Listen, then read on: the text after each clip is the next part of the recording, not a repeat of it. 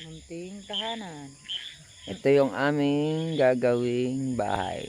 Abangan nyo guys. Ngayon yun pa lang. Ayun. Bakit naman yung ulap mo? Ginagawa pa ang aming munting tahanan. Yun, Ayun, nag-ulap ay lalim mo. nasa baba na. Lalim pa ng tinatambakan. Ayun, puro ulap pa ngayon. Kaya umulan. Ayan. Ngayon, puro Malapit pag. ng langit dito sa amin. Ang lamig. Nga lang. Bumaba na yung ulap sa amin. Grabe guys. Ang lamig, grabe. Wala kayong makita masyado guys. Oh. Pero kitang kita nyo ang mukha ng aking mahal na asawa. Hindi nalamig. Nilalamig na guys. Ayan. Oh, di ba? Balot na balot. Oh, ayan. Ang aking mahal na asawa. Tingnan nyo naman. Hindi makita Paano na hindi ka ginawin yan ha?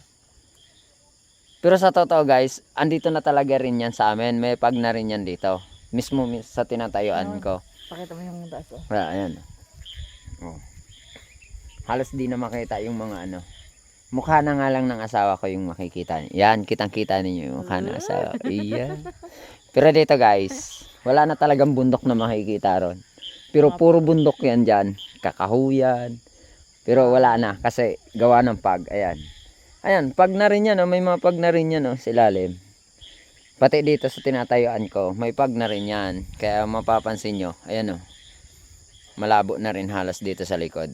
Tapos yun, bundok pa rin yun nasa likuran namin. Kaya wala na, malamig na talaga guys. Babay na muna.